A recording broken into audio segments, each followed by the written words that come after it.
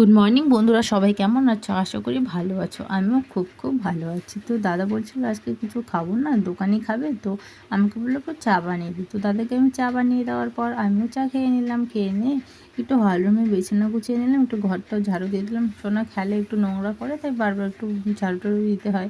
তো আমি সোনার জন্য একটু খিচুড়ি বানিয়ে দিলাম পাতলা করে, একটু পেঁপে, কোয়াশ, গাজর, আলু দিয়ে, মসুর ডাল দিয়ে, মানে সিম্পলভাবে বাচ্চা মানুষ খাবে তো অত কিছু না দিয়ে একটু সিম্পলভাবে বানিয়ে দিয়েছি। কারণ সবজি খাওয়া তো ভালো, তাই না? তো সোনা তো ঘরে খেতেই চায় না। তো সোনা মানে বললো যে মাম্মাম আমি ছাদে খাবো। ও যেহেতু সব কিছু বলতে পারে, তো আমি বললাম আচ্ছা ঠিক আছে চলো তাহলে তোমাকে ছাদেই খাওয়াবো আমি। তো ও বললো কি আচ্ছা ঠিক আছে। তো সোনা আমি ছাদ থেকে এসে একটু সকালের কাজ ছিল, আমি রান্না করার আগে আগে ঘরটা পরিষ্কার করে নিলাম। ঘর পরিষ্কার করার পর তো আমি রান্না বসিয়ে দিয়েছি। তো আমার আজকে সিম্পলই রান্না করব, কারণ রাত্রে কিছু নিয়ে আসবে মাছ মাংস, যেহেতু রোববার ছিল তো সবাই ব্যস্ত ছিল তাই নিয়ে আসেনি। তো রাত্রে মানে রাত্রে বলছিল নিয়ে আসবে। তো একটু কুয়া ছিল, কোয়াশটা ভেজে দিলাম। তো সোনা আর বাবা আনারস খাচ্ছিলো, মা আর মাসি গেছিলো বাজারে, একটু চিকেন নিয়ে এসেছিলো, তো চিকেন আমরা দিয়ে ভাত খেলাম। তো আজকের মতো টাটা।